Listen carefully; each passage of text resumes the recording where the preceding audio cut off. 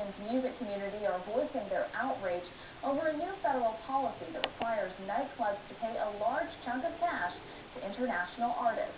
They gathered at the site of Lydia's on Broadway to protest the foreign workers policy. That's where our Amber Rockcliffe was today. It's our Canadian culture that's being attacked! Saskatchewan musicians, bar owners, and club goers vocalized their outrage over the federal government's new fees for international artists. The government has changed a new rule, the foreign workers program, which now makes it impossible for places like Amigos, Vangelis, smaller venues to get foreign artists. Starting July 31st, venues are required to pay a non-refundable application fee of $275 for each foreign musician, crew member, and entourage touring with the band, in addition to a $150 work permit fee for musicians and crew members. Previously, the fee was $150 for each band member to a maximum of $450.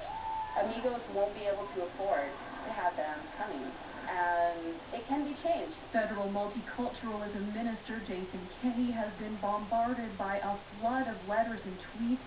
He took to social media to defend the new fees, tweeting, "Until now, the $275 cost of processing LMOs was paid for by taxpayers. Now, businesses applying will pay the cost, not taxpayers."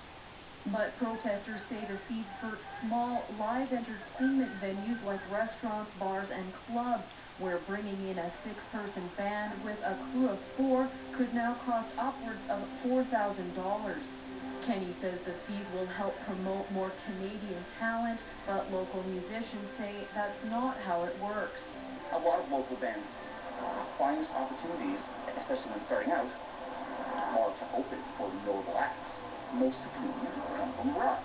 Activists say they will continue to protest until more reasonable fees are introduced. Amber Rockcliffe, Global News.